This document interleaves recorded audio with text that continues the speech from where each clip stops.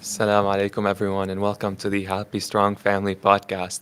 I'm your host for today, Mahmoud Sultan, and I'm excited to be here as the first time guest on here. I want to thank Brother Kashif, the producer, for inviting me on and giving me the opportunity.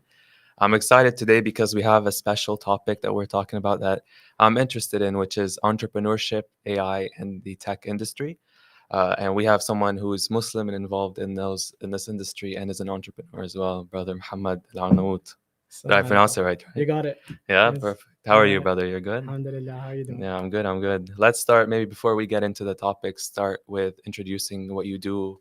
How did you start DraftAid? You're the CEO of it and founder. Sure.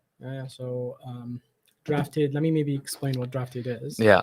DraftAid is a company that uses AI to automate the process of going from 3D designs to 2D manufacturing drawings.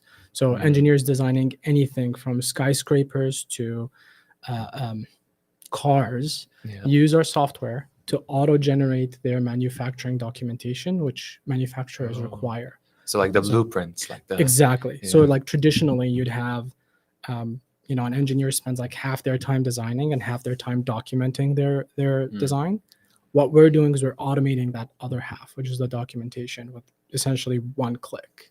beautiful. So it's really one of it's the first of its kind in the world. Uh-huh. We're the first AI company in this space. Myself, I actually graduated mechatronics engineering, so Uh-huh. I studied mechanical engineering. I used all the tools. One of my co-founders is also a mechanical engineer. Actually, he was someone whose entire job was to take the 3D designs and turn them into 2D Into drawings. Okay. And I remember I was coming back from a camping trip in, I think, Algonquin. Yeah. And my buddy I was driving with, he was like, "Hey, listen, my neighbor, he hates, doing this like And then mechanical it clicked. drawing thing. Do you want to talk to him?" And I still remember we're driving down and we stopped in Brampton. We went to a Timmy's and I met my Mhm. now co-founder, and we talked about it. It's like probably the most Canadian founding story ever. Literally in a Timmy's, like he was like, "Hey, this is what I do for work, and why is this not automated? And we should automate this." And I was like, Yeah. "Yeah, we This should." was during when AI was starting to get popular, Yeah, or this was like maybe 3 years ago or something like okay. that. So you immediately took the opportunity. It felt like there's something here. Uh-huh. We'll talk about the science of startups. There's a whole science to this. Yeah. It's not a fluke, Mm-hmm. right? You have to. There's ABCs to this stuff, and so it looked like there was something there. We said, "Hey, let's explore it," and we started exploring it. MashaAllah, it worked out. Alhamdulillah. Yeah, beautiful, beautiful, brother. Alhamdulillah. It's really nice to hear that. It's especially nice to hear that you started as a mechanical engineer Mhm. and then you just branched out and made it your own idea. That's Yeah. beautiful to hear. And I feel like that's the idea of entrepreneurship is, you start with an idea and then you branch it out into your own passion. It's Well, I'll beautiful. say this. I don't like the term start with an idea. Mm-hmm. I like the term start with a problem. Yeah, Right? So 100%. so you find a problem. So like my co-founder, his name's Abdullah. The Mhm. problem was a problem he lived. He said, "Hey, I'm sitting here and doing this manual job day in day out in a room filled with other people doing the same thing as me, Yeah. and ChatGPT is out here like automating half the world. Why is this not automated?" You know what I mean? It Yeah. was a very simple question to a real problem, Mm-hmm. and that sparked something, right?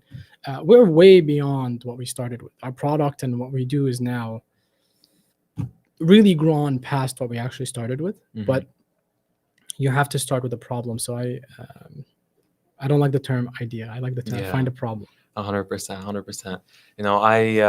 I'm an entrepreneur as well, but we are still in the launching phase. As I'm the founder of Sipscape, and Okay.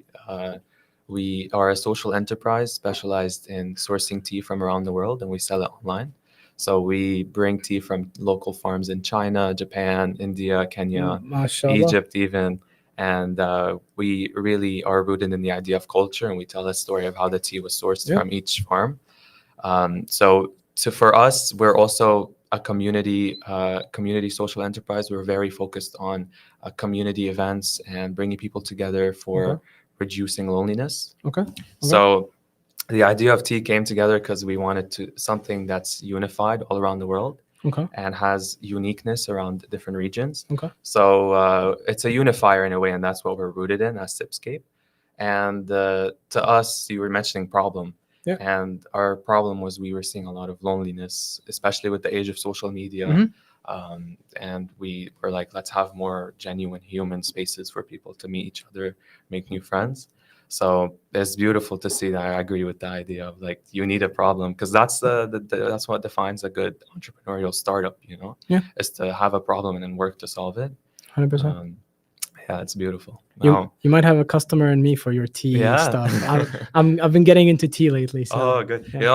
I'm a coffee drinker as well, like in the beginning. But now that I'm starting tea, I started test trying like the sampling the blends that we're Yeah. sourcing, and it's really good. It has caffeine. It's got this different unique taste, so it's good. Very Everyone nice. should try tea if they haven't tried it. Very And nice. from Sipscape. Oh, very nice. I think so Yeah. too. Anyways, let's get deep into the idea of entrepreneurship, and start with your journey. Tell us about, like, in the beginning, you mentioned the path for you was you found the problem, right? Is that the base for every entrepreneurial journey? You have to find the problem. That's the first step. Yeah, I mean, you want to start with there's a very famous accelerator in the world called Y Combinator, and they have this slogan set that's called, they say, make something people want. Mm. So you want to find a problem that you can solve, and you want to make sure people are willing to pay you for that solution. Just because there's a problem that you can solve doesn't mean that people are willing to pay you for it. Yeah. Right? Especially there's a lot of things people are not willing to pay for, right? Not to get into it, but so you gotta find a problem that you can solve, that people want to pay you for, and there's a lot of those people, such that you can build a sustainable, profitable company. Okay, Yeah. so those are, I'd say, the ingredients that need to happen, right? High level, right? And so, like, if you look at like a lot of companies, like let's take Airbnb, for example, right? Yeah. Airbnb noticed there's a problem where people want to get a more authentic experience when they travel, right? Something more local, and in many ways, hotels weren't providing everything you want, right? They weren't providing you with good internet. They weren't providing you with, a nice A patio, unique space right? as well. Exactly, right? And when they actually first started, it was funny, because when they first started, the problem wasn't even like travelers, tourists. The problem was actually conferences. So they noticed that whenever there's a conference or a trade show in a town, all the hotels are booked out. Okay. So they were like, hey, how can we find new hotels? Yeah. And that's actually what they started solving. So they didn't even start solving for tourism and unique Yeah. spaces. No, they actually started for conferences. Okay. They found a real problem where, I need to go, like I just went to a conference in Chicago a few weeks ago, and hotel rooms were anywhere between like $500 a day to like $800 a day, right? Yeah. And most of them were fully booked. Mm-hmm. And so your only options are Airbnb at that point. Yeah. Do you know what I mean? They cracked the system to They find a crack- way for the last minute. That's what they started with, and then look where they ended up. Nowhere where they started, right? Exactly. So you got to find a problem, and then things expand from there. Yeah, that's beautiful. That's beautiful.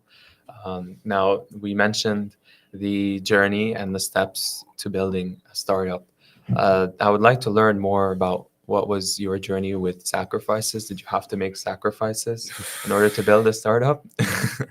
Make or still making? Yeah. Yeah, I mean, starting a company takes quite a bit of effort. I'd say you do sacrifice like personal time, family time, 100%. health. But I do think there's a balance. So expecting not to sacrifice anything is unreasonable. Sacrificing too much is also unreasonable, right? There is a balance, and each person has to strike that balance for themselves. Like make sure you have, I don't know, like if you're into working out, make sure you have you're consistent with that, System right? build up for it. Yeah. If you're into hiking, if you're in whatever hobbies you have, make sure that because otherwise work when you start a company and it's your baby, it just takes over your You life. it consumes you in a It way. Yeah. consumes you, right? And you need to set boundaries and say no, right? Mhm. Especially if you have family. I think spending time with family is really, really important. 100%. And in the beginning, you said it consumes you, like, and you might feel the pleasure of working, but that might be the way to set up yourself for burnout in the future. A hundred percent, hundred If you were percent, overwork yourself. 100%. Yeah. I think also there's things that really help out there where like having a good team, right? Alhamdulillah, I'm blessed where we have a really good team. Having good co-founders, alhamdulillah, I'm blessed to have really good co-founders. So Yeah. having, that support system within the company and outside the company is important. 100%. Yeah, that's beautiful. And the thing about being an entrepreneur is that it's so unique that you can start with any career. Like you're a software engineer or mechanical engineer started as, and you branched it into entrepreneurship. You can master or start a business with any background Oh as yeah, as as a, as a student. So I'm absolutely. I'm studying something completely different, but I had this problem, this idea that I wanted to expand on, and that's how you build a startup. So it's beautiful to see that so many different ways to getting started with Oh, something. absolutely. I mean, I remember once I was in Toronto and I went to this coffee shop called Hailed, Yeah, like Hail, like the yeah, cardamom, but Hailed, hailed. Hailed, Hmm. and it felt very Arab. So I said, Yeah. "Well, what is this place?" And then I found out it's the owner is a Saudi guy who's a mechanical engineer. Oh, no way. So Yeah. he studied mechanical engineering. He knows nothing about coffee or barista or what have you. Yeah. But then he quit his career as a mechanical engineer, and now he has, I think, 2 or 3 branches in downtown Toronto. You know what I That's mean? beautiful. So I think it's all about, again, going back to you found a problem that you can solve, and Mhm. being able to solve something means you got to be passionate about it. Like you got to just be really, really passionate about it, right? Yeah.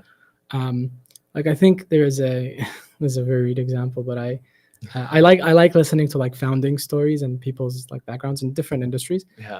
And so, do you know Babish from like YouTube, the cooking guy, Oh, yeah, the yeah, guy who yeah. cooks? I was gonna say, Do you know what his degree is in? no, it has to be something like really random, right? Marketing. Okay. He has a degree in marketing, Yeah. and but he's famous He's for great cooking, at cooking. I've right? seen his videos. And when you actually look at it, he has a video where he explains it, and he says like he got bored of marketing. He Mhm. knew he wanted to do YouTube, and he just didn't know what segment to do. Mhm. And so he just decided, hey, food is popping.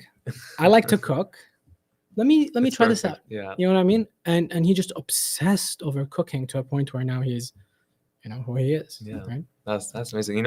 For this case, you would say like he didn't necessarily have an exact problem. He went after what he had a passion for, Mm. and it worked out for him. So Yeah, I mean, it's I mean, you can even frame the problem as like there is demand for this kind of content, yeah, right? yeah. And like back in the day, there was like Rachel Ray and whatnot, but on Mhm. YouTube there wasn't that kind of content. Yeah. He brought it there, He started it. right? Yeah, that's amazing. It's good to hear. We mentioned like different paths, different types of entrepreneurship. Um, what would you say the skills you would need to run any type of startup or Oof. business?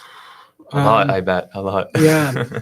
So there's this really good book called Range. I forget the name of the author, where it talks about breadth versus depth, where there's people who have like a breadth of skill set, Mhm. while there are people who have like a depth in skill set. So like Only like a few that they are great exactly, at, they're and like really really good at it. yeah, Like jack of all trades versus like a specialist, yeah. right? And I remember reading that book a long time ago, and um, I was really attracted to the idea of breadth. I was like, you know what, I want to be able to do everything, Yeah. right? This way in front of people, you can say, I do this, I do that, I do that. Well, no, I was someone who was easily bored, Yeah. and so like when I do something and I get decently good at it, I get bored, and now I want to try something Try else. something else. You know That what I mean? makes sense. Yeah. Obviously, I will say this is kind of a naive thing, and the more I go through life, the more I realize I need more depth in certain things. But I do think early on in entrepreneurship, you do need quite a bit of breadth. Like one skill, which I think the most important skill by far in entrepreneurship, I think is communication, right? Yeah. Being a really good communicator. Like someone who can communicate, your vision to your customers. How are you going to get people to be interested if you can't communicate the Absolutely, ideas, right? right? You gotta be good at communicating to customers. You gotta be Mhm. good communicating to your own team, right? Like often you have a vision that's spans multiple years, right? We're not just talking about like 2 months from now. We're talking about 10 years, right? Yeah. So being able to communicate that to your team, being able to communicate that to investors, potential Mhm. investors, existing investors. I remember watching this video like 10 years ago or something where Warren Buffett was asked a very similar question. He was like, if you're young, what's the top skill Yeah, you you'd would master recommend? it. Yeah. And he said communication. And I remember back then thinking, well, that's odd, right? You should say coding, or Yeah. right. But now I get it. It's when we got into early on when we started the company, we went into Y Combinator, which is like the biggest or the most successful accelerator in the world. Mhm. And everyone asked me, hey, what was it like going through Y Combinator? And I used to say it's actually just a course in communication, like a really, really good course in communication. Yeah. So I think communication is a really big one. You'll have to develop a lot of other skills, grit. I would add on to confidence and to communication and say it's confidence you would need as well with your communication, Mhm. right? I mean, they come together to Mhm. master communication. You need to have that confidence in your voice Yeah. for people to trust you with the product or whatever Yeah. you're trying to And it convince. takes time to develop it, right? Yeah. It takes time to develop it. It takes time, even early on. Sometimes you might not even know the vision, right? You just started the Yeah. company, right? It's important to communicate. Hey, we don't know it. I'll Mhm. figure it out. Yeah. Do you know what I mean? Be clear with what you want to do. Exactly. So I think communication is one of the critical points, especially as the company grows. You'll notice like not everyone sees you on every day, right? Yeah. You're not involved in every conversation, so you might only communicate with certain people just a few times. Yeah. So you want to make sure you communicate the vision, you communicate the important updates very, Mhm. very well and Stand transparently. out. Exactly. Yeah. Other skills, honestly, you need so many skills. Like I'd say like a big one is sales is a really important skill. Like more important than even people underestimate the importance of sales, especially like I'd say like many folks in our community are usually from a STEM background, Mhm. right? So engineering, medicine, legal, Yeah. right? So we don't have sales skills often and we shy away from it. I'd say no entrepreneur can get through entrepreneurship without developing some level of sales skills, Yeah. right? And if you're a CEO or a CSO or a COO, early on you're it. You better be the sales guy. Yeah. So you better develop that skill. I mean, even like for you, like your Sipscape, right? Yeah. You just plugged it on the show, right? Mhm. It's important, right? You Yeah. have to. It's part of the job. You have to work You have to. to promote it as much as possible so that people believe in what you do. Absolutely, right? Yeah. Even though like you probably need skills like I don't know, differentiating good teas from bad teas and all Yeah. that, right? The specific niche of what you're doing, you need to master that. But in general, those are, I feel like, the basics that you need to master first: Absolutely. communication, sales. And then I would say in the modern time now, like you need marketing as well, especially on social media. Or is that not necessary? Very, very important. In fact, like most selling right now, especially if you're selling a service or an online product or something like that, or Mm. something that you're shipping, most of it happens online, right? Yeah. Like there is I don't know much about teas, but like on my Instagram, there's this like Canadian guy who lives in Vancouver who keeps like importing tea from China, and he's Yeah. all over my Instagram. Uh-huh. Okay, and I even started considering buying from his shop. You know what I Mhm. mean? And so that kind of marketing works a lot. We actually get a lot of our initial customers came from social media, Twitter, LinkedIn, right? Very, Yeah. very early on, right? Mhm. So there's never been an easier time to market and sell your Exactly. product than it is now, right? In the past, you'd have to like go to trade shows. That's the only time you're going to see Yeah. customers, or you have to I don't know. Physically present your brand. Exactly. Now with you can literally take the phone and take a video and post it, and that gets you sales. It's never been easier. Yeah. I mean, that should be the motivation for anyone who's seeing a problem right now to just go after it, try to promote it. There's never been a better time to start a startup, to start your entrepreneurial journey. There is, I say this a lot, especially to whenever I meet someone in the community who has an idea, or they found a problem, or has at least some kind of motivation towards it, Mm-hmm. I'd say, hey, you know what? Seriously, consider it. There's a big technology unlock that came with AI. Okay, selling has never been easier. Marketing has never been easier. Funding is actually quite available, right? Um, there hasn't been an easier time to build a startup. Yeah. So if you're not gonna do it now, it's not gonna get easier later. Yeah. This is the easiest time. And we're seeing more and more startups come up, especially yeah. Muslim startups as well. Oh yeah, I mean, there's a very famous list on LinkedIn of like the top 20 highest earning startups Mhm. that have zero funding, so no investors. Okay, Wow. and I think like three of the founders or three of those companies are founded by Muslims. Okay, Mashallah, beautiful. mashallah. Yeah. And what's crazy is like all of these companies, these top 20 or something like that, most of them are companies that are like 5 or 6 people, right? Or like 2 or 3 people Mm-hmm. making $10 million a year, and within their first year. Mashallah. That With zero funding. with zero funding. So we're talking about a handful of people with zero funding within 1 year going from 0 to $10 million. It's never been easier He proved it. to build products, right? And a whole bunch of people are on that list. I think like 2 or 3 are Muslim. Mashallah, that's beautiful. And staying on track with the Muslim idea, let's flip to the question of have your Muslim values influenced how you run your company? Oh yeah, absolutely. I mean, there's the minutia, and then there's like the kind of high level.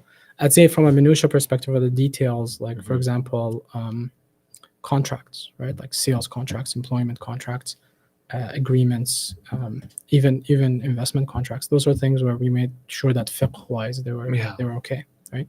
We actually very very early on, when we were incorporating, we actually hired a scholar to review our legal work, Oh, right?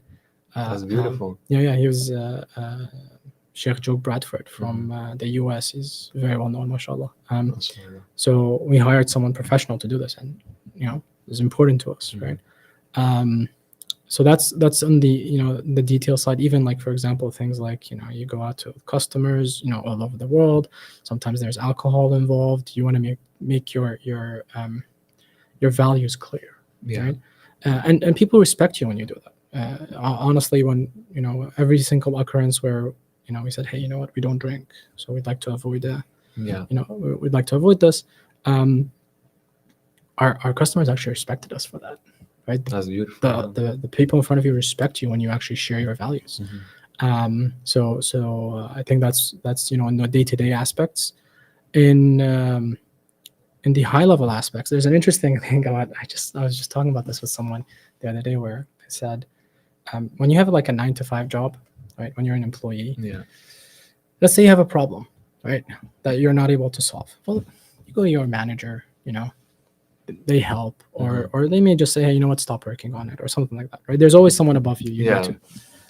When you're an entrepreneur and you're running a startup, when you have a problem, like, it's you have to solve it. It's your problem, Yeah. right? And so tawakkul goes a long way. Tawakkul goes a long way. Dua goes a long way, right? You got to go to the boss. You know what I mean? They're the boss, right? So yeah, it's super important, because otherwise you just I don't know how non-Muslims do it, honestly. That's beautiful. Yeah. I think with entrepreneurship, since you are your boss, and when you have a problem, you're getting closer to Allah. It's helping you with dua, and if you align your values, there's this closeness to 100%. your iman gets 100%. better. So it's beautiful to hear, brother. Now, do you think being a Muslim entrepreneur then gives you this unique perspective on running in today's market? I mean, I think being like, the main thing is, again, like more of the aspect of tawakkul, and you're not alone, right? And the aspect of like, what was meant for you won't miss you. You know what I mean? Yeah. So you trust yourself when you're out there. Exactly, right? If it was meant for you, you'll get it. If it's not meant for you, alhamdulillah, khalas, right? Yeah. It's funny, like I was just recently talking to one of my co-founders, and I said, you know what? Had I known what I known, what I know now about, where the business is, I would have worried so much less. Yeah. I would have done things so much different. You know what I mean? Um, and so it's subhanallah how things work out. So it's important to maintain that, that tawakkul, I'd say. The other aspect I think for as a Muslim is the community, right? Like, um, there are other Muslim entrepreneurs. Mhm. There is actually a decent community, right? And many of them are quite successful, right? We're not talking about people with like just small companies. We're talking about really successful entrepreneurs. And so when you start your journey and you're serious, subhanallah, you just get connected to all these people, right? Yeah. And you get to know them. You get to get this peer to peer kind of Yeah. advice. I have like a few friends who are also entrepreneurs, and we meet on a monthly basis. We help each other with our problems and things like that. So That's beautiful. yeah, alhamdulillah, it's a blessing. Yeah, that's amazing. I think even the non-Muslim, the Muslims who are not entrepreneurs, even they would love to support seeing Muslim entrepreneurs with their success or with an idea that they're growing. It's beautiful to see. I mean, I think entrepreneurship in general, once you start a company, you actually find that everyone, whether Muslim or non-Muslim, entrepreneurs like to help each other because everyone understands the pain, Yeah. right? Like I have when I was in Y Combinator, I met a few people that to this day we meet every like 2 months or something. Mhm. Just they're in California, UK, Germany, Yeah. all over the world, Oh, right? mashallah. But we have a Zoom call every now and then, right? Non-Muslim, but we all share the same woes. We all Yeah. share the same challenges, right? And sometimes like a challenge I'm facing, one of them may have faced it 3 months ago, and they have the And they can the like solution give you the solution. exactly, or the other way around. And so, yeah, alhamdulillah, it's important to one of the most important things I'd say also in we talked about skills, and this is Yeah. a skill, but networking is really really important. Mhm. Having a network, building that network, it's really important. Your first few customers will come from your network. Yeah. Your first few investors will come from your network, right? It'll be family, friends, old coworkers, old bosses. Yeah. That's what will start it for you. And I feel like even to get that support from your close network, you should put yourself out there. Like, Mhm. I'll give you an example. For me, I sometimes even on my Instagram say, "Hey, I'm working on this. If anyone wants to help," and like people who you either I haven't talked to in like months, you reach out to me, "Hey, I love what you're doing. Let me help out." Or when I first started, we were focusing on volunteers for our community event, and people randomly who I haven't talked to in a while, like we are friends, but it's like a less mutual, and they reach out, "Hey, I love what you're doing. I would love Yeah. to sign up." So Yeah. it's just you don't know where the support is going to come from. Yeah, absolutely. People you don't expect are going to help will actually end up helping you. So Absolutely. put yourself out there. So, You let's say you post on Instagram. The first people who will like and share it are your friends and family, Yeah. and you know what I mean. And then their friends will see it, and then their friends will see it, and Mhm. and so I remember like the first few times I posted on social media about DraftAid, I was like, no one's gonna like this, right? No one. But then I was shocked at the amount of just friends and family The support. who liked it, and because they liked it, subhanallah, like like a friend who liked it, his friends saw it and he liked it, and his boss worked at some Yeah. major top 10 Oh, company in mashallah. the world, and he saw it, and then they came to buy the product. And you know what I mean, Beautiful. you never know how Yeah. this works out. So it's I really like the way you put it. It's really important to put yourself out there, Mhm. right? And just do it with earnest and have fun. Yeah, exactly. Within all the stuff you might face, just take it easy, especially if you're Muslim. Yep. You're taught to just tawakkul ala Allah. So take it all easy, even if any problem you face, because you will face, and nothing will go Mhm. fully as planned as an entrepreneur. So, like you said, dua always helps with grounding yourself again, even when you're facing a really struggling time. Even if you're in sales and sales are slow, trusting in yourself and not giving up right away is very crucial. 100%. I mean, all of these things come together. Having that community that reminds you of that is Yeah, important. 100%. That support circle. Yeah. It's beautiful. Now, we talked a lot about entrepreneurship. Like, now let's connect it to everyone. Would you say that this is something that anyone can pick up? 100%. Yeah. 100%. I think anyone can pick it up. I actually think the people who don't think they can pick it up are usually the people The who can best. pick it up. um, there's different skill set that's needed, and people develop different skill set at different times in their life. Mhm. Okay, and so like, for example, the highest success rate for startup is actually when you do it in your 40s. I don't Oh, remember the really? numbers, don't quote me on this, Yeah. but like, I believe if you're below your 40s, chances of failure are 95%. Oh, no way. Yeah, but if you're in your 40s, it's like 80%. Don't quote me on these numbers. I don't remember them Yeah, exactly, yeah, yeah. but so people develop this skill set for this at different points in their life, right? The problem that you'll find, you might not find it when you're young because you're not exposed to that many problems, right? Like, Yeah. you know what I mean? Like you just don't know that many problems. How do you know that when conferences come to town that hotels are booked? Exactly. No one's born knowing this, It right? takes the time to experience and then let's see. So it's never too late, really, and you don't know when the idea will come to you. Yeah, absolutely. Right. I mean, like when you look at like someone like Jeff Bezos, he had a full career before he started Amazon, right? Mhm. He wasn't like, the Zuckerbergs and like those kind of folks are outliers, right? Majority of founders are usually later in their age. They Many failures before many experience. failures before. But here's the thing: they had a full career where they built multiple skills, and they built a network. They have ex coworkers, ex bosses, right? Your first couple of employees will be people you worked with in the past. Yeah. Your favorite coworkers from the past, right? Mhm. You'll call them like, hey, Yusuf, I loved working with you, man, and I just started this company. I'm so excited about it. Can I tell you about it? And I'd love to work together again. You know what I mean? And then he's like, "Sign me up. Let's do it." All right, and you know what? Hopefully, if you are a good coworker to him, he might Yeah. he might say yes. You know what I Yeah. mean?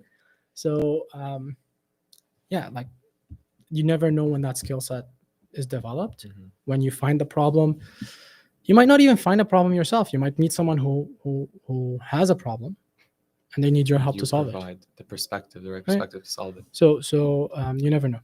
Mhm. Beautiful, beautiful. Now, let's maybe shift onto the world of AI since you work in it fully as an entrepreneur. Tell us more, because I want to learn more about your perspective with AI since Okay. you started a business literally using it. Um, your when you're using AI, do you approach it differently as a Muslim or? Um, I mean, I think from a Muslim perspective, the only thing I usually watch out for is I don't like asking AI like fatwa questions and things like that. Do you know what I mean? 100%. Like I've seen a lot of people do it. I've seen some tools that claim that they're good. Mhm. I haven't seen anything personally. I haven't tried everything out there, but Yeah. I haven't seen anything personally that is trustworthy when it comes to something like Deen. I do wish that AI becomes good enough at that point to that. I wish, I Yeah. really, really do. Because it'll be such a huge unlock, right? People might not have access to a sheikh or might not have access to an educated sheikh, like a sheikh, who's well trained and, scholarly. Yeah. So it would be amazing if it gets to that point, but I think right now it's not. And it's, yeah, I stay away from like asking it religious questions. 100%.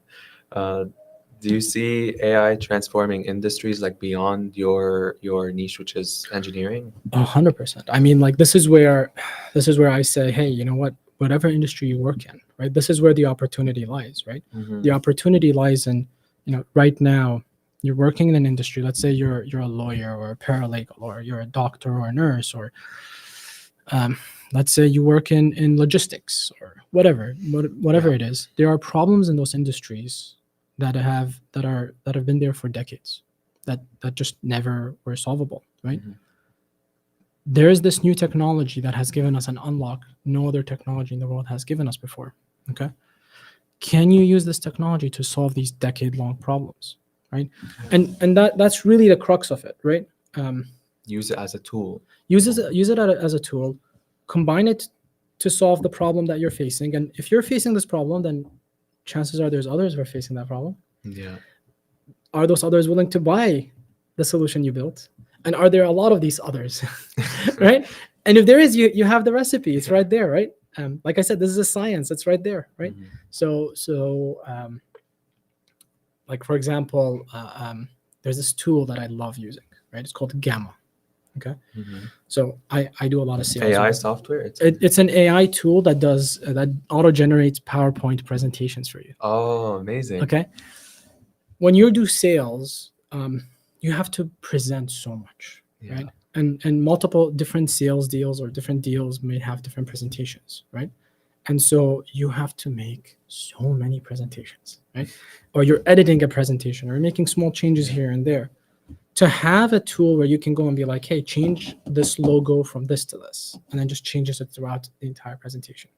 Or you tell it, hey, I am presenting to the CEO of, I don't know, like BMW or whatever, right? And I need to show him this and this and this and this. Yeah. Auto generates it for you. Okay. Whoever made that tool worked in sales. Yeah. He Right? knows the struggle of He making knows the a. struggle, right? And so he was like, hey, you know what? I'm seeing AI. It's, you know, people are using it to generate images, to generate emails and code and whatnot. Can I use it to generate PowerPoint presentations and PDFs and whatnot? And he married the two together.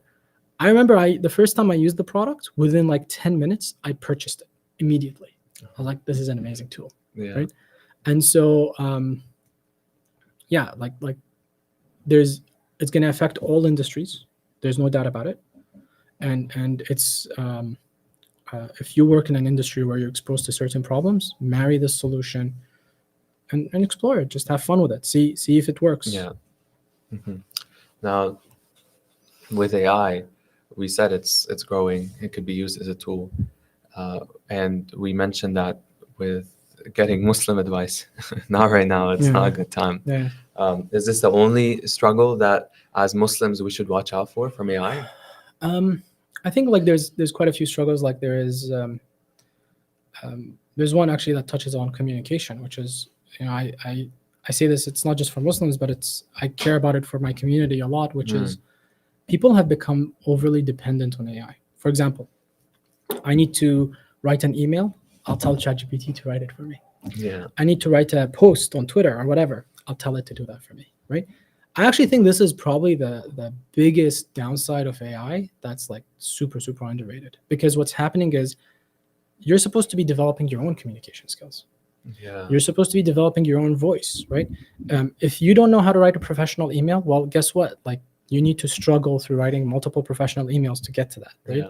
If you don't know how to write a Twitter, you know, a tweet or I don't know, an X or whatever. Yeah. I still say Twitter. That's, you know, funny or whatever, right? Yeah.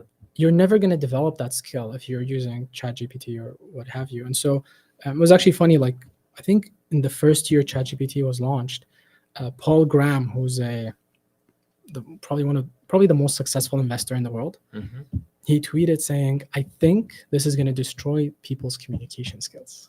Yeah. Or something to that effect, right? And it's so true. We're seeing it now, right? Especially for the younger folks, I'd say, they're overly dependent on it. Even things like, you know, do my homework for me, or like when we hired I remember a couple of co-op students from university, and they were using ChatGPT to write code for them. The problem is they were so young, they don't know whether it's right or wrong. Yeah. Like you can't evaluate the result, right? So you get a result from ChatGPT. Is it good or bad? I don't know, right? They're trusting it. They're trusting it, and they're never gonna know because they never wrote their own code. They never wrote code that was bad and it failed running, and then they were like, oh, why did it fail? And they went through it line by line, you know what I mean, to debug it. If you don't do that, then you're just dependent on this thing and you're never developing your skills. You're missing the point of learning the skill. Exactly. And so I even think like for younger folks, you know, in high school or university, they should actually, it's an amazing tool and they should use it when it's needed, right? But they shouldn't use it to do their work for them, right? They should use it to enhance their work, right? Hey, instead of me spending 3 hours searching through Google on answers on some research, well, ChatGPT can do that for you really quickly, right? Let it do all the clicking through the links and finding the information, right? But at the end of the day, you have to write the essay, right? I also think there's like a challenge that's probably coming up where parents don't know how to manage this new thing that their kids have in their hands. Right? It's kind of like, I don't know, for my generation, it was like Facebook. Like we all were using Facebook, but our parents didn't even know what it is. You know Yeah, what I mean? yeah. And so there wasn't a lot of policing, on it. There To wasn't a lot of control it. there was no control, right? So I imagine the same thing's happening with ChatGPT. Oh yeah. Yeah, 100%. I feel like we should draw the boundary on when we should use it and when not to use it to our own benefit. Because while you're doing, let's say, an essay for your job or for school, you're writing a report. It might be just really easy to just use ChatGPT to help you write everything for you, and Yeah. then you paraphrase it, edit it, whatever you want to do. But you're missing out on, like you said, learning those skills for the long term, or critical thinking, even in math, in whatever industry or field that you're working in. Yeah. It's very important to master that skill yourself. I mean, what we've been seeing now in the industry is the number of job postings for senior folks have absolutely exploded compared to job postings for like junior folks. Because they're not trusting it because of AI. Well, here's Yeah. the thing, right? If you give AI to a senior person who can evaluate whether the answer is good or bad, You can tell the difference. when to use it and when not to use it, you essentially multiplied the output of this senior person, right? And it's just amazing when you see that happen. And so younger folks are missing out on that because they're not developing the skills themselves. Yeah, beautiful. Now, I would love to keep talking about this. This is Yes, amazing, yes. but I think we have questions from the audience as well who would like to ask Brother Muhammad about AI or entrepreneurship, Sure. whatever you have. Yes, Jazakallah khair. So before we get to the questions from the audience, Mhm. I will just display a few things on screen here. So first of all, this is your Instagram, right? Yeah, So it's Sipscape. sipscape.ca on Instagram, and then Mhm. sipscape.ca is the website. Yeah. So you talked a little bit about it, but maybe just tell us what's coming up, what's next. Yeah, so our biggest program, I feel like our Muslim community would love, is our Gaza campaign.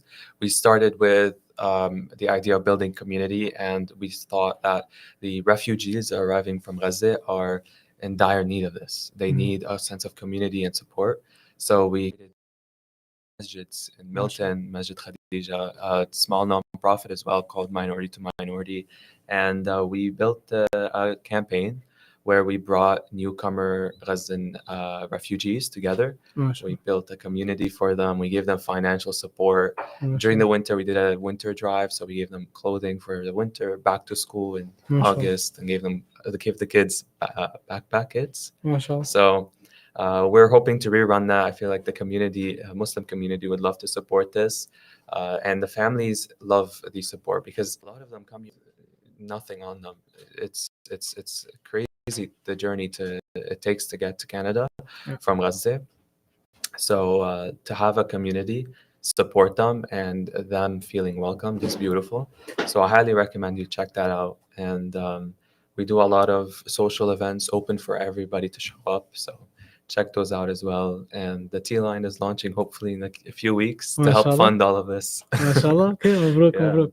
Thank you بالتوفيق. so much, brother. Thank you so much. You too. DraftAid it's a very unique idea. That's what sets it apart and makes it so beautiful. It's very unique. Great Alhamdulillah. for you, mashallah. Alhamdulillah, we were blessed. Inshallah, all the success in the Allah future. يخليك. Barakallah fik. Sorry about that. I think I lost the signal here. I'm just trying to figure out what's going on. Mm-hmm. I think the audience can still hear you. So if you just maybe keep talking Sure. for Yeah. a few seconds while I figure No this out. worries, no Maybe you worries. can ask one of the questions you had. So. Tell us more about DraftAid. Where can people find it? So we're on draftaid.io. So the name really came from or aiding in drafting, which is the act I of see it now. which is the act Okay. of making manufacturing drawings. And so draftaid.io.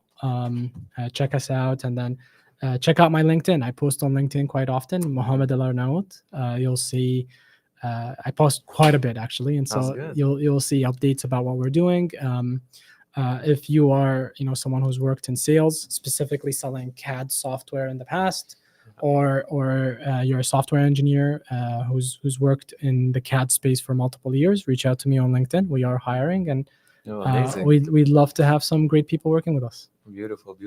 Yeah. I feel like we should have more online network or community that exists for Muslim startups, entrepreneurs to get together? You There know? are. And Yeah. so I actually work very closely with two groups.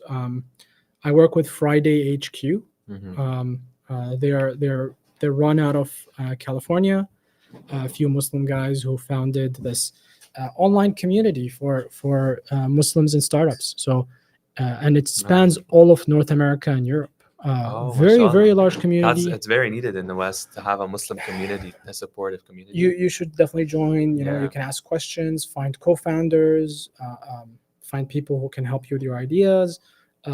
So Friday HQ, check it out. And that's more for people who are, I'd say, more established, right? Mhm. If you're in university, specifically U of T or Waterloo, I work pretty closely with this group called Ibtikar, Mhm. where they help students, specifically Muslim students, get through their entrepreneurial journey. So ideally, you go through Ibtikar, you start Yeah. your company, and then you go to Friday to get help, past that point. Oh, so there's support in every like phase of 100%. startup. There's no shortage of actually Yeah. like communities. There's no shortage of resources. It's just about himma, Yeah. have the energy and do it. Have the energy, the commitment, the confidence. Yeah, and tawakkal, and you never know. Like I said, you start with hotels and conferences, and then You'll end up. Yeah. right. Allah writes the story for you. Right. It's already written. You Like, just tawakkal on it. I think that I saw a number where like Airbnb does as many rentals or something along the lines of like Mhm. as Marriott, but they don't own a single asset. Oh, beautiful. While Marriott owns all these hotels Yeah. everywhere, right? Okay, They found an easier way. we're back. Sorry Yeah. about that. No problem. Sorry about that. Yeah, I was trying to untangle the mic, and by accident I pulled Mhm. a wire.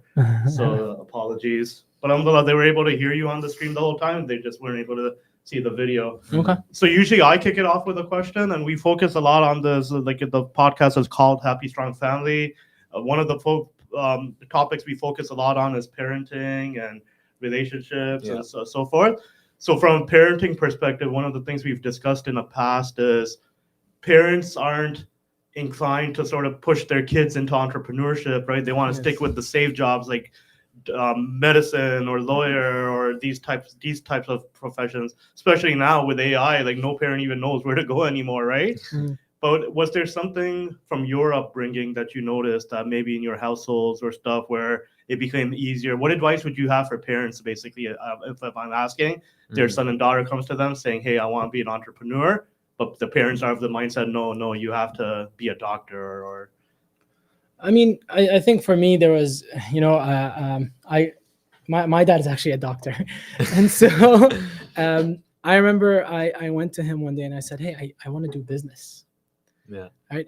I think I was in grade 8, and so my dad actually, he was very supportive. What he did is he went and found a friend of his who owns a business.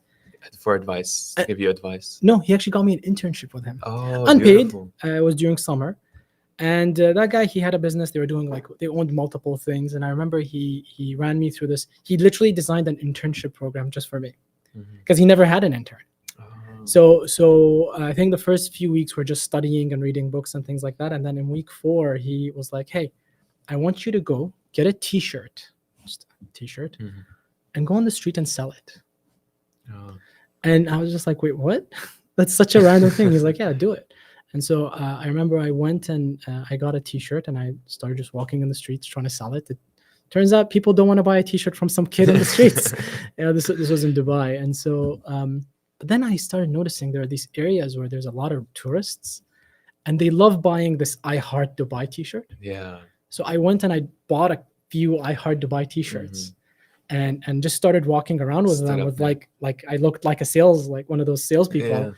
Like one of those tourist traps, really. Yeah.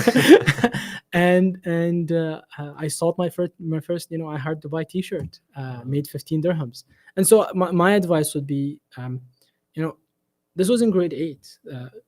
Chances of going into med school or engineering, whatever, weren't out of the window, right? They were still there. But I think exposure is really important. Expose your kids to different fields, right? If there's an uncle, if there's a friend of a friend, if someone else works in a different industry, right, than you, there's like take your kids to school day or career day or whatever, right? Yeah. Take your kids to work day. similarly, right? Let them get exposed to different. I caught the 100%. entrepreneurial bug when I made that 15 dirhams. Yeah. I It made that. started for you there. I made that 15 dirhams, and I was like, huh, Why am I studying? huh. How many shirts do I need to sell Yeah. to, like, you know? And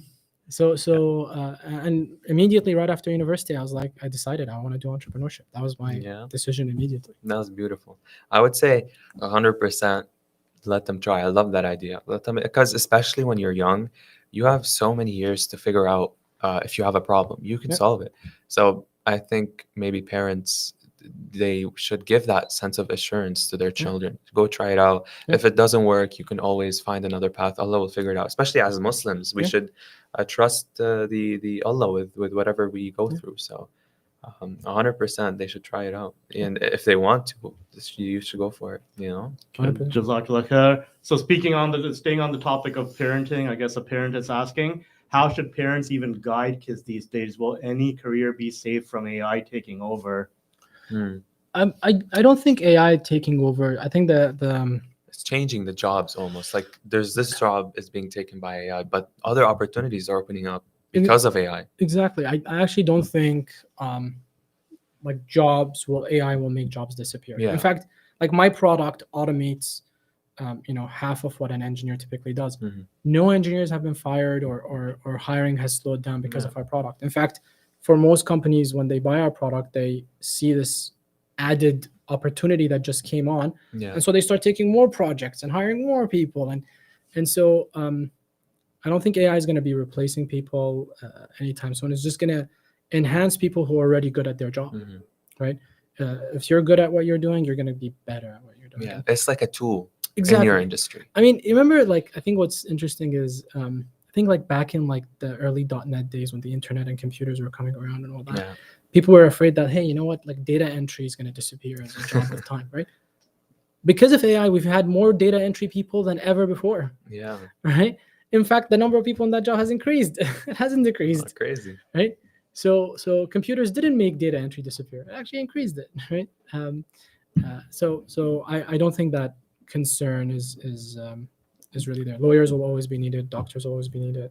So Jazakallah khair. So yeah, it answered one of the questions another question that had come in on Instagram. Yeah. Well, AI eliminated a lot of jobs. Has your product cut the amount of engineers company need to hire for drawings? So you answered that very clearly. You haven't seen that. So sticking on the topic of AI, there was another question here and a comment. Great discussion. Jazakallah khair.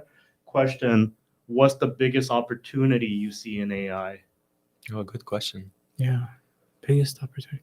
I mean, I think for me as an entrepreneur, I think if you are someone who has the entrepreneurial bug and you're seeing a problem that needs to be solved, please try to use AI to solve it and build a product, build your startup. To me, the biggest opportunity right now is I want to see more Muslim founders. This is the time. It's never been easier to start a company. It's never been easier to solve problems that are decades old. Yeah. That's the opportunity, solve a problem and start a company. Use AI as a tool. It's helping you shortcut in a way to your goals. So related to that, so someone is asking, so much info about AI. How does the average person start learning? How do you even know you can trust the sources? I mean, I'm not sure if you're talking about like how to learn how to build AI or how to use AI, but I'm going to assume it's use AI. I mean, in general, AI is predicting, if you think about what ChatGPT does, it's just predicting the next word. It's probabilistic, right? So you should always assume that the answers might not be accurate, right? In fact, even if you like ask ChatGPT like a medical question, I think for legal reasons, they're always like, consult a doctor, because they know it makes mistakes, right? So always, validate, always confirm. It's kind of like the old, WhatsApp forward. Someone forwarded you something in WhatsApp and you decided, oh, this is important news, I'm going to forward it to everyone, and it turns out to be not false. True. Yeah. Right. I actually see it in Instagram a lot. There's a lot of videos that are AI generated, and Mhm. people think they're real or they're true, or Yeah. someone it's- saying something. like even visuals, information, even medical advice. Like I've seen videos where there's an actual doctor seeing a video of AI speaking medical information, like do this, Oh wow. eat this, do this, and then Yeah. he's like, this is completely fake. This is not true, and people like it, and it's very viral. So Yeah. it's crazy. So always validate, check the comments, right? Yeah. Very, very important. 100%. Okay, Jazakallah khair. So I'm just looking at the Facebook and Instagram streams here in case there's any questions I missed. I think I got them all here. So a few comments coming in also. MashaAllah, very much needed podcast, need more. May Allah subhanahu wa ta'ala reward you both immensely. There was great discussion, mashallah. Jazakallah khair for doing this. So that came in on the Instagram stream. So we have some comments, questions up here. Let me, get to them. So the question's asking, how long does it take from problem ideation to solution product? Okay. It takes a while. I mean, it also depends on the problem, right? Not all problems are equal. Like I'd say our product is in a very, very difficult space, right? We sell to mechanical engineers or technical people where accuracy really, really, really matters, right? Mhm. So giving a half answer isn't useful. You need to get the full answer. It needs to be correct Yeah. all the time, right? That's a hard product to build. Mhm. So it really depends on the space. In general, though, I will say it's to launch a product is way shorter than people think. To build a full product to what we call product market fit, Yeah. I would Google that term. It takes time to build product market fit, and product market fit essentially means you build a product that it's just selling off the shelf, right? Yeah. Like just think of like Facebook early on, where they went from like 100 million users to like 1 billion users in Yeah. like 2 years. It's just right? a perfect system, perfect product. It takes time to get to that. It takes a long Mhm. time. Should you launch a product only when it's perfect, or should you start with the idea, put it out there, and then work on it when it's out there? Launch as soon as possible. Right? Launch. It, like I said, it takes years to get to perfection. Mhm. So if you're gonna wait all the way up till perfection, you're not even gonna have money to Yeah. survive that long, right? I've seen so many people who were like, hey, I'm not gonna launch my product. I'm not gonna put myself out there. Yeah. I'm not gonna put it out there until it's perfect. And then they're working on an idea for 7 years, only to find someone else build it because they launched before them, because they Yeah. launched immediately. And then worked on it. Exactly. I saw Mark Zuckerberg say, he said, an idea is never perfect when you start. Mhm. So you have to begin and then work on it. When I was in Y Combinator, I remember there was this team. In Y Combinator, you get an advisor who's usually someone who started a company, made it billions of dollars, and then Mhm. sold it or something, and then they retired and decided to Yeah. teach people, right? So there was this team with us. I still remember them, 2 guys who had they had an idea but no product. Yeah. So they went to their advisor, and their advisor said, okay, you don't have a product, you haven't built anything. They're like, no, we just have an idea. He's like, cool, you have 2 weeks to launch. They're like, but we have nothing. He's like, you have Make 2 it. weeks to launch. And they launched in 2 weeks. And then after 2 weeks, they went to him and they said, we launched. And he said, you have 2 weeks to make $50,000. Like Next sell step right away. $50,000 of the thing you just, very scrappy, very ugly, very bad. You got to make $50,000 off of it. They made it. That's when marketing and sales kicks in, Yeah, right? but they made it, right? They didn't wait years for perfection, right? And if Mhm. you saw that first product, it was so bad. It was Yeah. so bad, right? So launch as soon as Never possible. wait for it to be perfect. I don't think anything can be too perfect. Like you just have to start and then build on it. Well, also perfection, honestly, and I say this in the company all the time, right? We can sit in a room and pontificate on what perfect Exactly. is for our product. The reality is no one knows. You got to put it out there and listen to, you listen to 50 different customers. They're all going to tell you different things, and then you have to understand that, decipher it, right? You're not going to reach perfection sitting in a room by yourself working for 5 years. It's not going to happen. 100%. I like that. I agree. So just a follow-up question I have maybe is like, should you worry about like protecting your ads? Like there's so many big players out there, right? So are you ever afraid at any point, hey, one of these guys could just start doing this and pull me out of business? Or how do you protect yourself? Or does that thought even cross your mind? Absolutely not. Like it did cross my mind all the time, and I Yeah. learned through, like, DraftAid is my 3rd startup. I had 2 startups that failed before that, and I learned the lessons the hard way, only to find out that there's books about this that already tell you how to do this, right? Like a really good book I'd recommend is The Lean Startup. Very, very good book. But that is not a fear you need to have. Like the amount of effort it takes to go from idea to launch to product to perfection is so much that, you can say an idea and no one will actually do anything with it, because it's so much effort, right? We just talked about the amount of sacrifices you need to make, right? You make so many sacrifices. You think people are that easily drawn to someone else's idea such that they're willing to make all those sacrifices for it? It's I'd say there are pitfalls in startups. Yeah. One of the biggest ones is, I'm not going to launch my product and put myself out there until I'm perfect. And the other one is, oh, if I put it out there, someone will steal my idea. That's not a fear you need to have. Yeah. Okay, Jazakallah khair, very good. So we're nearing the top of the hour, but there's looking on the streams, there was a few questions related around funding. I'll just display a few of them and maybe let you talk to them. So someone was asking, can you expand on funding is easily available? I think you might have mentioned that, but what are some sources of funding? How far does your company need to go before funding? For example, on Shark Tank, Dragon's Den, they often tell funders it's too early for funding. And then someone is asking about bootstrapping their journey, not just relying on funding. And there's a few more funding questions on Instagram. Maybe define the term bootstrap also for folks that may not know. But just in sense, like funding is, I'm sure, something that holds people back a lot. So what was your journey looking like there? So I'll keep it high level here, but so bootstrapping, for anyone who doesn't know, is essentially instead of going and finding investors and who fund your startup, you essentially kind of just live off of your savings and build it slowly and sell a little bit, make money from that, sell more, make more money from that, and taking it slow, right?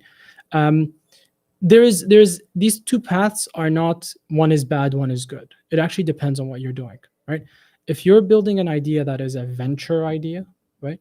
And what makes it a venture idea is, I always like this analogy. If I told you there's like a mountain of gold, over there, and if we bring all the gold down here and sell it, we'll make $1 billion. But to do that, we need half a $500 million, right? It's a no-brainer. We'll go get a $500 million, right? Move the gold here and sell it, right? There's nothing to think about here, right? It's an obvious thing, right? And so that's the venture way. The venture way is, there's a mountain of gold there. And how do you know that? We go back to, there's a problem, you have a solution, people are willing to pay you for that solution, and there's a lot of those people, right? Such that when you look at the market, like if every single one of those people paid you for your solution, you're going to make like $10 to $20 billion minimum. Yeah. So a strong profit margin, but you need this much amount to get started. Exactly. Like let's say you're selling a product for $3,000 a year, and there's like 1 million people who need it, right? I don't know, is that 3 billion? That's 3 billion. That's a little too low, right? You'll need maybe more than that, right? So that's venture, okay? And you can bootstrap. There's a lot of people who have bootstrapped even in the venture space. I think the most famous one is Atlassian, which is a company out of Australia. I haven't bootstrapped personally, so I can't speak to it. We have. You have? Okay. Yeah. Maybe you should. I mean, we're still in the launching phase. Okay. But the whole idea is that we haven't registered online. We aren't legally a business. Well, now we are, but before we weren't. So I was mainly working on spending from my own savings and savings that I got from working myself. So I started with this idea, and mainly I did this because I felt like I didn't know any sources to reach out to for funding. But now looking at it, there are plenty of opportunities for people to find funding, even government funding. And if you're living in Canada, the government funds a lot of startups, and there's a lot of foundations even that exist that fund startups. Businesses have foundations that fund any startup idea. So I would say searching online, looking for grants, even if you're just a registered for-profit business, there's a lot of grants for them for startups. Because people sometimes assume that grants is for nonprofits. A lot of nonprofits, organization, charity, you can survive off grants. But for your startups, when you're looking for money to launch, you can find a lot of funding off of grants and people who would like to IRAC, donate. Shred. all of Yeah, those, yeah, yeah, exactly. Awesome. Yeah, yeah. So there's a strong amount of opportunities for funding. I'd say in general, if you are looking for venture funding, venture funding is quite different. Venture funding is, you're going to raise $3-4 million, maybe more, and then your job is to deploy that money such that you're making money, right? Yeah. And you need to make that money quite quickly, right? There's you're not waiting for 10 years. You're looking for 1 to 2 years, right? And there's stages. There's what's known as a seed round, or we should start from the beginning. There's a pre-seed, which is usually a few $100,000. Then there's a seed round, which is a couple of million, usually all the way up to 5 million. And then there's a Series A, which is up to about 25 million. And then there's a Series B, C, D, and it kind of goes on. And Yeah. you raise as much as you need to reach profitability. And sometimes you're actually purposefully not reaching profitability because you want to win the market. For example, Uber did that a lot, right? They kept losing money even though they were making billions of dollars because they just wanted to win the market and capture more and more of the market compared to their competitors. So funding is its own science. I highly suggest reading about it, and you can look up like Y Combinator has fantastic videos and articles about all these topics: fundings, how to find a good idea, what is a bad idea, right? They call them tar pit ideas. I highly suggest watching that video. So there's, again, entrepreneurship is a science. It's an entire science. Too much to condense within a podcast. I suggest reading. There's so many resources, and it takes time. Read through them. 100%. So yeah, Jazakallah khair. So we're good with the questions. We've passed the top of the hour. So inshallah, I'll pass it back to Brother Mahmoud to wrap it up. Inshallah. I hope everybody benefited from this, and I hope we covered everyone's questions and concerns. So inshallah, there's some benefit for the community. And make sure you check us out. We upload weekly every Sunday at 11 a.m. And it's a live stream. So if you're watching this later, join us next Sunday live at 11 a.m. and you can drop all your questions below. And yeah, thank you so much, Brother Muhammad, for joining us today. Inshallah, we'll see everybody soon. Inshallah. Assalamu alaikum. Wa alaikum assalam.